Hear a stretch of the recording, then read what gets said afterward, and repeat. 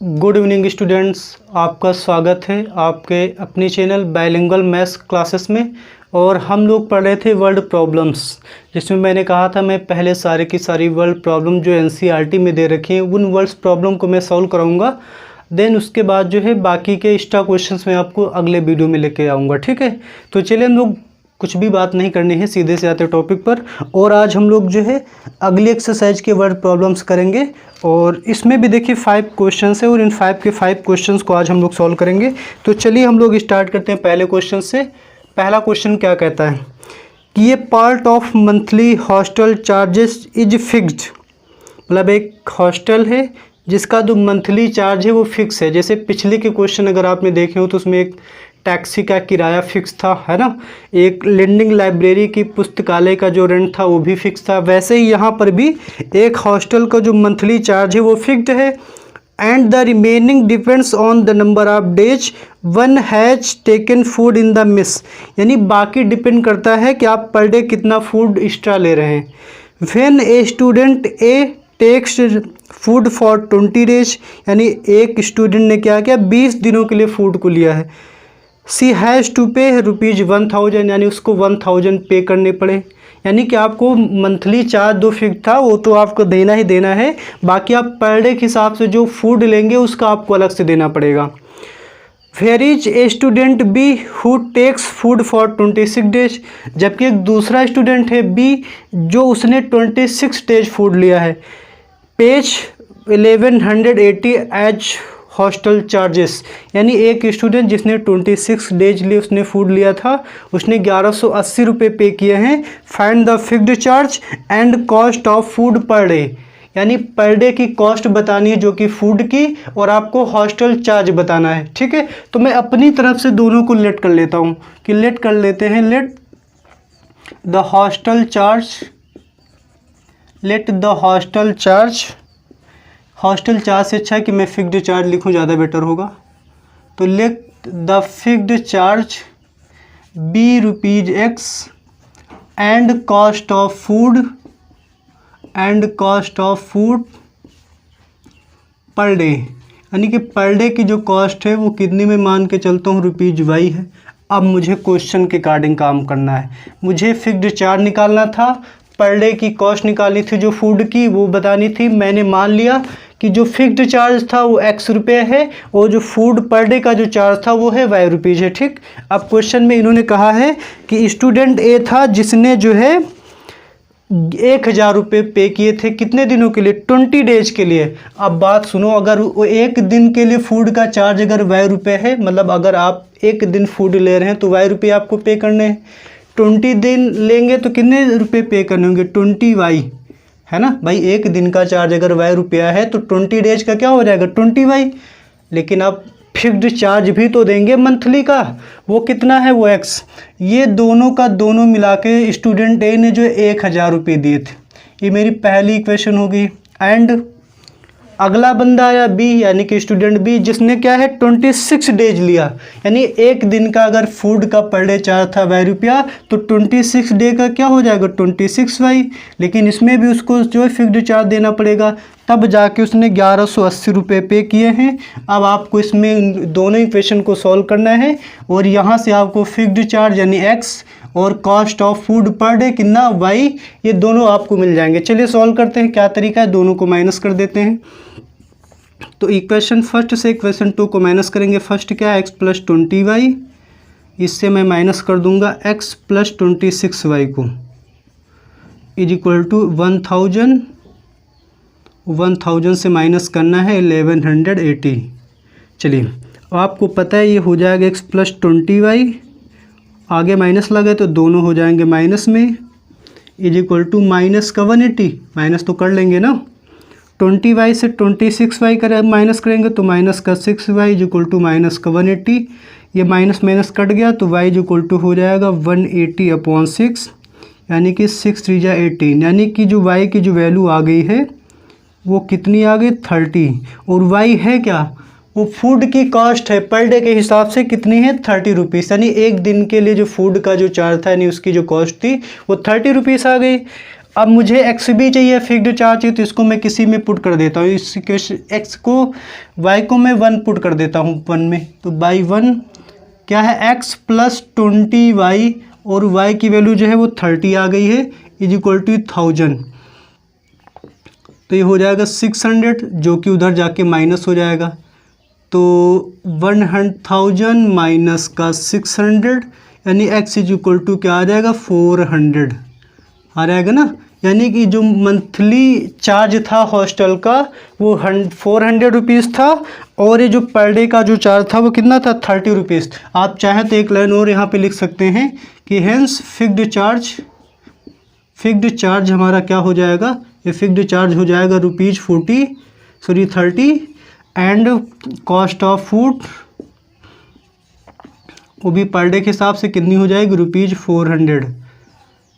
Sorry, ये fixed charge जो है 30, मैंने उल्टा कर दिया, फिक्स्ड चार्ज जो है 400 आया है, और जो cost of food per day आया है कितना है 30 आया है। ठीक है, तो मुझे लग रहा है आप समझ चुके होंगे भाई, एक्स ही तो था मेरा फिक्स्ड चार्ज मेरा 400 है, और cost of food per day कितना है 30 रुपीज़ है। तो मुझे लग रहा है आपको क्वेश्चन समझ में आ गया होगा, क्योंकि ऐसे मैंने 2-3 क्वेश्चन आपको पहले से ही करवा रखे। चलिए फिर बढ़ते आगे और करते हैं क्वेश्चन नंबर 2। और क्वेश्चन नंबर इसका 2 जो है वो फ्रैक्शन से रिलेटेड है। तो मैंने आपको बताया था कि जैसे ही कोई फ्रैक्शन आया तो उसको आप x/y पहले ही लेट कर लेंगे। लेट द फ्रैक्शन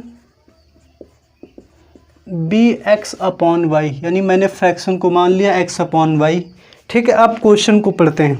क्वेश्चन में क्या कहा गया है, ए फ्रैक्शन बिकम्स 1/3, यानी ये जो फ्रैक्शन है ये 1/3 हो जाता है when 1 is subtracted from the numerator, यानी अगर मैं इसके न्यूमरेटर से अगर मैं 1 माइनस कर दूं, क्वेश्चन में क्या रखा है कि अगर न्यूमरेटर से 1 माइनस किया जाता है तो ये 1/3 हो जाता है। ये मुझे क्वेश्चन के अकॉर्डिंग कहा गया है। तो मैं अकॉर्डिंग टू क्वेश्चन क्या कहा है कि अगर आप न्यूमरेटर से 1 माइनस कर दो तो जो ये आएगा 1/3 आएगा। चलिए सॉल्व करते हैं, इक्वेशन बन जाएगी 3x और 3 बन जा 3, उसके बाद y बन जा y, तो y को इधर ले आते हैं 3x माइनस वाई, और 3 को उधर ट्रांसफ़र कर देते रहे, मेरी इक्वेशन फर्स्ट। उसके बाद क्या कहा है, and it becomes 1/4 if 8 is added to its denominator, यानी अगर इसके डिनोमिनेटर में, यानी इसमें अगर हम 8 को ऐड कर दें, इसके डिनोमिनेटर में ऐड कर दें, तो ये 1 क्या हो जाएगा, ये हो जाएगा 1/4। ये क्या हो जाएगा 1/4। क्वेश्चन में क्या रखा कि फ्रैक्शन बताओ। चलिए इसको भी सॉल्व कर लेते हैं। तो 4x, अब इसका जब 1 से करेंगे तो वही आ जाएगा, तो 4x माइनस का y इज इक्वल टू 8। अब इन दोनों इक्वेशन को सॉल्व करके x y निकल आएंगे, यहाँ पे रख देंगे, वही मेरा क्या हो जाएगा फ्रैक्शन हो जाएगा। कैसे सॉल्व करना है आपको अच्छे से पता है, कई सारे मेथड हैं। तो मुझे दिखा कि ये दोनों बराबर हैं और दोनों के दोनों माइनस में हैं, तो ऐड करने पे तो कटेंगे नहीं, तो माइनस कर देते हैं। मैं इस इक्वेशन फर्स्ट से इक्वेशन सेकंड को माइनस कर देता हूँ। Equation first minus equation second, और फर्स्ट है 3x माइनस वाई, और इसमें क्या है, इसमें 4x minus y is equal to 3 minus का 8, 3 माइनस का 8। चलिए 3x माइनस का y, और ये हो जाएगा माइनस का 4x, माइनस माइनस क्या हो जाएगा प्लस का y, हो जाएगा माइनस का 5, y कट गए। 3x से 5x को माइनस करोगे तो माइनस का x is equal to minus का 5, माइनस माइनस बर्बाद हो गए, तो x इक्वल टू कितना आ गया 5। ठीक है, इस x की वैल्यू किसी में भी रख देते, चाहे यहाँ पर चाहे यहाँ पर, तो मैं 1 में ही रख देता हूँ, बाई 1। 3 इंटू x आया 5 minus y is equal to 3, 3 5 जा 15 है ना, 5 3 15, तो आप इसको माइनस करेंगे, 15 minus 3 is equal to y, यानी कि y की वैल्यू आ गई है 12। ठीक है ना। अब देखिए उसके बाद इसमें इन्होंने कहा था कि मुझे फ्रैक्शन बताओ, तो जो फ्रैक्शन हो जाएगा, हेंस फ्रैक्शन मेरा क्या था x/y, x की वैल्यू आ गई है 5 और y की वैल्यू कितनी है 12, और यही सवाल का क्या है उत्तर है, क्योंकि मुझे क्वेश्चन में जो है क्या पूछा गया था, क्वेश्चन में पूछा गया था फ्रैक्शन, और फ्रैक्शन मैंने x अपान वाई लेट कर लिया। उसके बाद क्वेश्चन में कहा गया तो भैया अगर आप इसमें 1 माइनस करोगे तो 1/3 हो जाएगा, तो मैंने 1 माइनस करके 1/3 के बराबर रखा, क्रॉस मल्टीप्लाई कर दिया, इक्वेशन बन गई। और उसके बाद कहा था कि अगर आप इसके हर में यानी कि डिनोमिनेटर में 8 को ऐड कर दोगे तो ये 1/4 हो जाएगा। ठीक है, तो जैसे मैंने 8 में ऐड कर दिया तो 1/4 के बराबर रखा, सॉल्व कर दिया, दूसरी इक्वेशन आ गई। दोनों इक्वेशन को सॉल्व करने के लिए मैंने माइनस कर दिया, y आ गया, सॉरी x आ गया, x की वैल्यू मैंने यहाँ रख दी, y आ गया, और x और y हम लोग जैसे यहाँ पे रखेंगे तो हमारे पास फ्रैक्शन आ जाएगा। ठीक है, तो मुझे लग रहा है आप क्वेश्चन को समझ गए होंगे। चलिए बढ़ते आगे और करते हैं क्वेश्चन नंबर 3।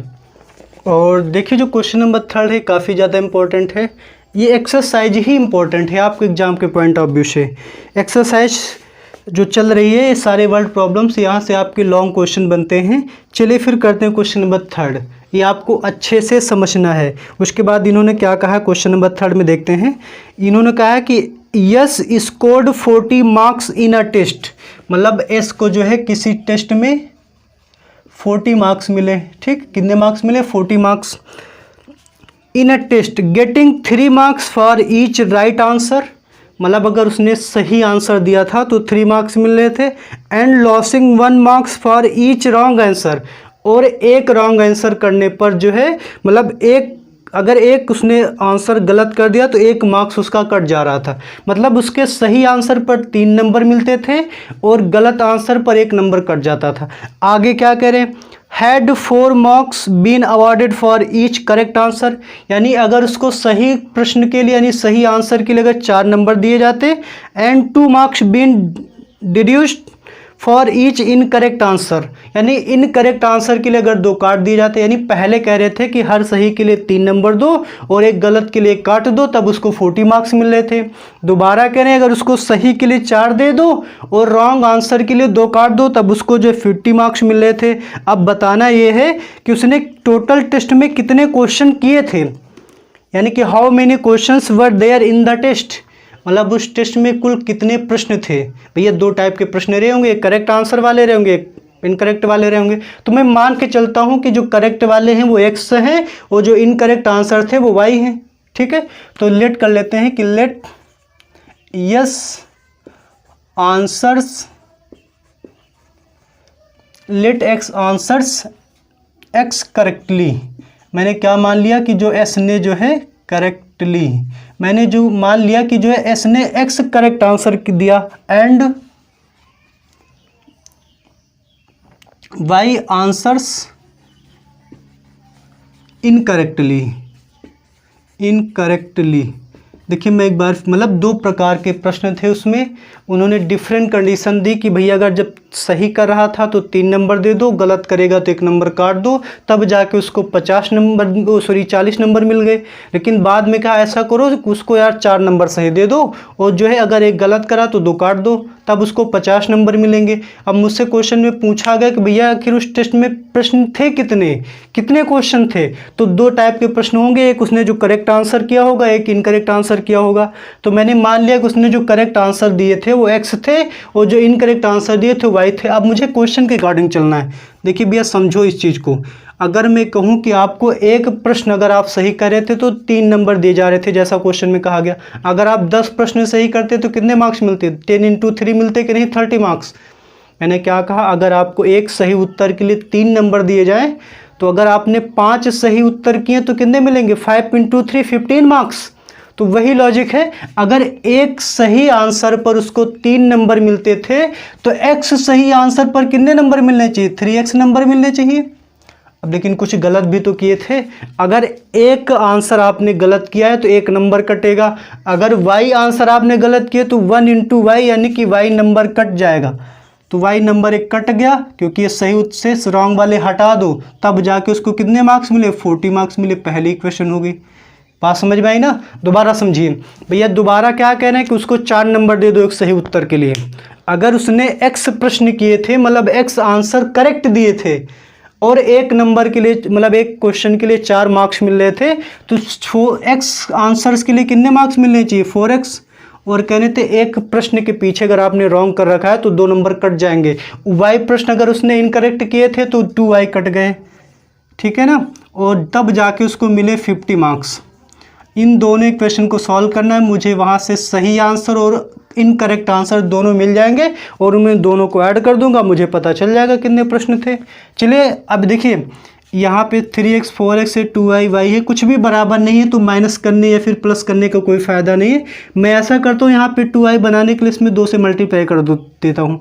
तो multiplying equation first by 2, equation first को मैं मल्टीप्लाई कर देता हूँ 2 से। क्या हो जाएगा, 2 से करो 2 3 जा 6, यहाँ पे 2y इज इक्वल टू 2 से इधर भी करेंगे तो 80 हो जाएगा ना। अब इन दोनों इक्वेशन को मैं माइनस कर देता हूँ, इक्वेशन थर्ड से इक्वेशन 2 माइनस करो, चाहे 2 से थर्ड माइनस करो। तो चलिए 6x माइनस का 2y और मैं इससे माइनस कर देता हूँ 4x माइनस का 2y और इधर है 80 माइनस का 50। सॉल्व करिए इसको। देखिए 6x माइनस का 2y माइनस का 4x माइनस माइनस प्लस का 2y is equal to 30। 2y से 2y बर्बाद हो गए। 6x से अगर हम 4x को माइनस कर देंगे तो 2x आ जाएगा इक्वल टू 30। जब 2 को 30 से उड़ा दो तो कितना बचता है 15, यानी x की वैल्यू आ गई है 15। x है क्या, करेक्ट आंसर जितने किए थे उसकी संख्या है, यानी उस s ने 15 करेक्ट आंसर दिए थे। अब रॉन्ग आंसर निकालने के लिए, मतलब इनकरेक्ट आंसर निकालने के लिए इसकी वैल्यू हम इक्वेशन फर्स्ट में पुट कर देते हैं। फर्स्ट सेकंड थर्ड जो आप चाहें उसमें पुट करिए, आंसर सब में एक ही आने वाला है। चलिए यहाँ पे रखते हैं x की value 3 × 15 minus y is equal to 40, तो हो जाएगा 45 हो जाएगा ना, मुझे लगा 15 × 45, 40 को इधर ले इज इक्वल टू वाई, तो y इज इक्वल टू आ गया है 5। यानी कि करेक्ट आंसर उसने दिए थे 15 क्वेश्चंस के और 5 क्वेश्चन के उसने इनकरेक्ट आंसर दिए थे। तो भैया total number of question in a test कितने हो जाएंगे, total number of question in a test कितने हो जाएंगे, सॉरी मेरी राइटिंग थोड़ी बेतुकी है, तो 15 प्लस का 5, यानी कि टोटल जो है उसने 20 क्वेश्चन के आंसर दिए थे, जिसमें 15 उसके करेक्ट आंसर थे और इनकरेक्ट आंसर थे 5, तब जाके कहीं उसको जो है 40 मार्क्स मिले थे। समझ में आया ना क्वेश्चन? अगर नहीं समझ में आया तो इसको आप दोबारा रिपीट करके देखिएगा, 100% समझ में आ जाएगा, कोई डाउट नहीं होगा। तो चलिए बढ़ते आगे, करते हैं क्वेश्चन नंबर 4। और देखिए जो क्वेश्चन नंबर 4 है, क्वेश्चन नंबर 4 क्या कह रहा है, क्वेश्चन नंबर 4 ये कह रहा है कि places A and B are 100 kilometre apart on a highway. मतलब एक हाईवे है जिसमें 2 स्थान हैं A और B, और दोनों एक दूसरे से 100 किलोमीटर की दूरी पर हैं। तो मैं समझने की अगर मैं बनाना चाहूँ तो ये एक प्लेस A है और एक प्लेस B है, इनके बीच की जो डिस्टेंस है वो कितनी है, 100 किलोमीटर है। ठीक है ना। अब क्या कह रहे हैं कि one car starts from A, मतलब एक कार यहाँ से चलती है, and another car from B, मतलब एक कार बी से चलती है एट द सेम टाइम, मतलब एक ही समय पर, मतलब कि 2 स्थान है किसी हाईवे पर जो कि 100 किलोमीटर की दूरी पर हैं। उन स्थानों से 2 कारें हैं जो कि एक ही टाइम पे चलती हैं। क्या कह रहे हैं, if the car travels in the same direction, यानी अगर दोनों कार एक ही डायरेक्शन में जाए, मतलब अगर ये वाली कार इधर को जा रही थी तो ये वाली कार भी इधर ही को जाए, मतलब सेम डायरेक्शन में। दे मीट इन 5 आवर्स, यानी अगर वो एक ही डायरेक्शन में जाएंगी तो वो 1 घंटे में, सॉरी 5 आवर्स में मीट करेंगी, मिलेंगी। जबकि if they travel towards each other, मतलब अगर ये एक दूसरे की ओर चले, मतलब ये वाली इधर को जाए और ये वाली इधर को जाए, तभी तो एक दूसरे की ओर जाएंगे, तब वो 1 घंटे में मिलेंगे। मतलब इस केस में कितने आवर में मिलेंगी, 1 घंटे में, और इस केस में क्या वो 5 आवर्स में मिलेंगी। अब क्वेश्चन में कह रखा है कि मुझे दोनों कारों की स्पीड बताओ। अच्छा, यहाँ पे एक चीज़ सोचने वाली बात ये है, आप इसी चीज़ को कन्फ्यूजन को अपना क्लियर करेंगे, आखिर वो कन्फ्यूजन किस बात को लेकर होता है। यहाँ पे जो हम लोग देखिए रिलेटिव स्पीड का कंसेप्ट यूज करते हैं। वो आप सोचेंगे रिलेटिव स्पीड है क्या, छोड़ो ये स्पीड को, आपको बस क्वेश्चन करने से मतलब है। ये रिलेटिव स्पीड क्या होती है आपको क्लास 11th में फिजिक्स में बहुत अच्छे से पढ़ाया जाने वाला है।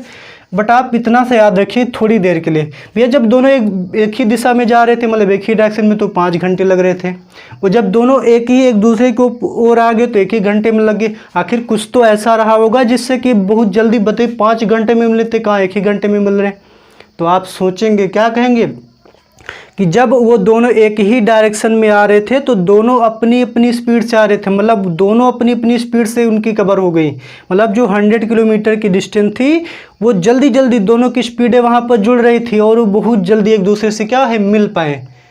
भाई इसमें क्या था, एक इधर को जा रहा था एक इधर को जा रहा था और इसमें एक दूसरे की ओर आ रहे थे।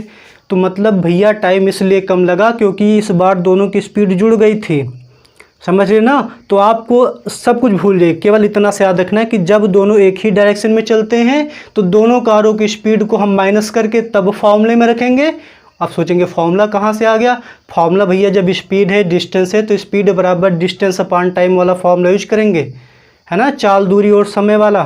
ठीक है, तो मतलब इतना सा है कि जब वो दोनों एक दूसरे की ओर आएंगे तब चालों को जोड़ के रखना है, यानी स्पीड्स को ऐड कर देना है। अगर दोनों एक दूसरे के विपरीत डायरेक्शन में जा रहे हैं, मतलब एक इधर को जा रहा है और एक उसके पीछे जा रहा है, मतलब एक ही दिशा में अगर आप चल रहे हैं, एक ही डायरेक्शन में दोनों कार ट्रेवल करें तो स्पीड माइनस कर दोगे, जब एक दूसरे की ओर आएंगे तो उनकी स्पीड को क्या कर दोगे, प्लस कर दोगे। अब मुझे दोनों की स्पीड पता है नहीं दोनों कार की, तो मान लेते हैं भाई उनको तो निकालना है तो मानना पड़ेगा ना। तो हम लोग लेट कर लेते हैं कि let the speeds of cars be x kilometre per hour and y kilometre per hour respectively.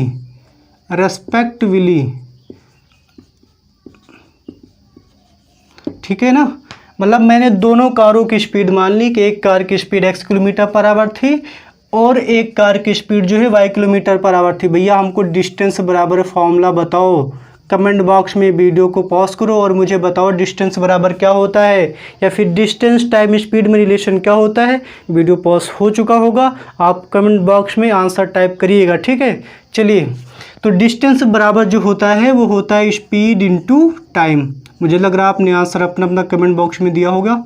तो स्पीड बराबर क्या होता है, सॉरी डिस्टेंस बराबर होता है स्पीड इनटू टाइम से, या फिर आप यहीं से स्पीड बराबर निकालेंगे तो डिस्टेंस अपॉन टाइम हो जाएगा।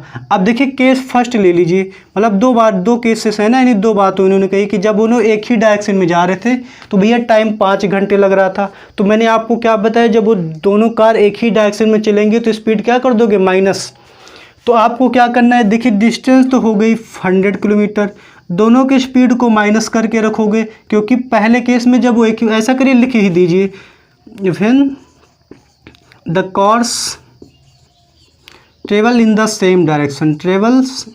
सेम डायरेक्शन, यानी जब दोनों कार एक ही डायरेक्शन में ट्रेवल करेंगी तब की बात चल रही है, डायरेक्शन। तब डिस्टेंस मेरी 100 हो जाएगी। मैंने कहा था जब दोनों कार एक ही डायरेक्शन में ट्रेवल करेंगे तो स्पीड दोनों की माइनस करके रखोगे। इनटू टाइम कितने घंटे में मिल रही है, 5 घंटे में।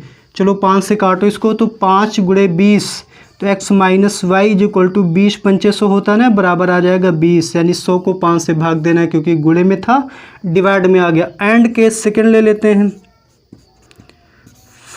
When the cars